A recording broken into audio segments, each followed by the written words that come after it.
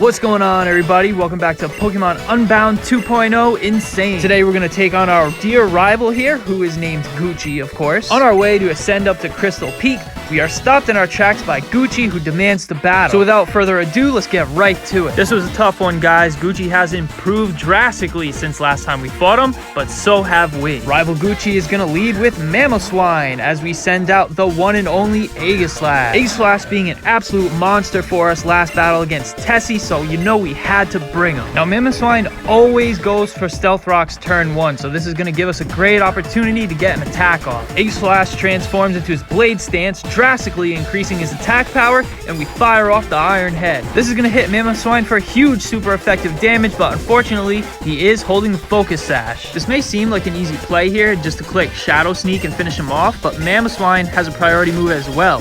See, he goes for the Ice Shard, which would have outsped the Shadow Sneak either way, which is why we went for Iron Head, and this is going to finish him off anyway, as well as covering switch out play. If he had switched out there, Iron Head would have dealt way more damage to the incoming Pokemon than Shadow Sneak would have. So either way, we were taking an Ice Shard there. Aegislash unfortunately was in the Blade Stance, but thanks to it type resisting, we still didn't take very much damage. So Talonflame comes out next, and this thing can potentially be a huge threat to Aegislash. However, Talonflame is a physical attacker, so Aegislash has got this under control. We go for the King's Shield. We're going to read him like a book and predict the incoming Flare Blitz. We're going to protect ourselves with King's Shield, but not only that, Talonflame is going to have his attack sharply reduced. Now, even with -2 attack, this Talonflame still hits hard, and we don't want to get hit by another Flare Blitz into the super effective Steel-type Aegislash, so we're going to switch out into our main man, Salamence. Salamence gets off the Intimidate, reducing Talonflame's attack to now -3. Despite all that, Talonflame decides to stay in and go for another Flare Blitz. Not only is he -3 attack, but we will also type resist due to being a dragon type, and Salamence takes it like it's nothing. Now, since Talonflame wants to stay in and spam Flare Blitz, we're going to take this opportunity to set up. Talonflame is still going to be faster on this turn, goes for Flare Blitz once again, and Salamence should take it like a champ. The only thing we risk is getting burned. If we get burned or crit there, that ruins the whole plan. Hanging in there, Salamence goes for the Dragon Dance, and it's GG for this Talonflame. Now that we've increased both our speed and attack with Dragon Dance here, we'll be able to move first and one-shot the Talonflame with Dragon Claw. Salamence, with his insanely high attack stat plus the boost from the Dragon Dance, is more than enough to one-shot the Talonflame, being as frail as it is already. I hope you guys are enjoying the video so far. Be sure to click the like button. It's good for the video and good for the YouTube algorithm. And if you want to see more videos like this, consider subscribing to the channel. Thanks, guys. Now, Vaporeon comes out next, and I'm assuming it knows an Ice-type move, but Salamence fears no Pokemon. We outspeed and attack first with Dragon Claw, dealing massive damage. But from Salamence previously using Dragon Dance, this baits Vaporeon into using Haze. This may prevent a two-shot now, but it's not as bad as getting hit with an Ice Beam. But we're going to send it here. As I said, Salamence fears no Pokemon. We click Dragon Claw again, but we just fall short of the KO. We see Scalds coming out of Vaporeon, and this is surprising. I expected an Ice-type move, but we'll take those. Salamence hangs on, type resisting the water, and we dodge the burn chance as well. Salamence continues the rampage as he fires off one last Dragon Claw to deal the final blow to Vaporeon. Now that's 3 down, 3 to go, and Gucci sends out Rotom Fan. Now Rotom Fan hits hard and is pretty fast, but not faster than Salamence as we move first and attack with the Dragon Claw. Salamence just does not want to go down yet. We get off one last Dragon Claw for good measure,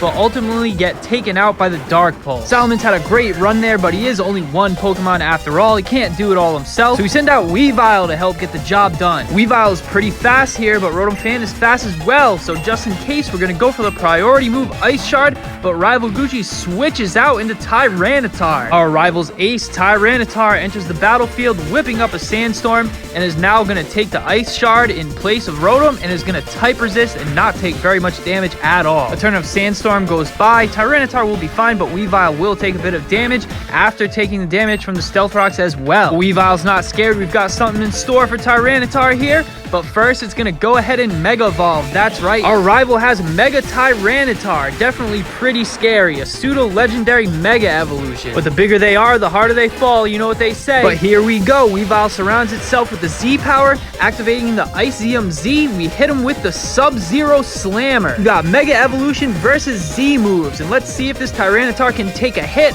from a 140 base power Sub-Zero Slammer. And just admiring the awesome, totally over-the-top animation for the Z move. We hit him for neutral damage. Tyranitar hangs on and fires back with the Stone Edge. Weavile was not able to deal enough damage with the Z move, and in return falls to the Stone Edge in one shot. Mega Tyranitar is insanely bulky, and it looks like this time Z moves were defeated by Mega Evolution. Because as we all know, Mega Evolution is the best gimmick out of the three.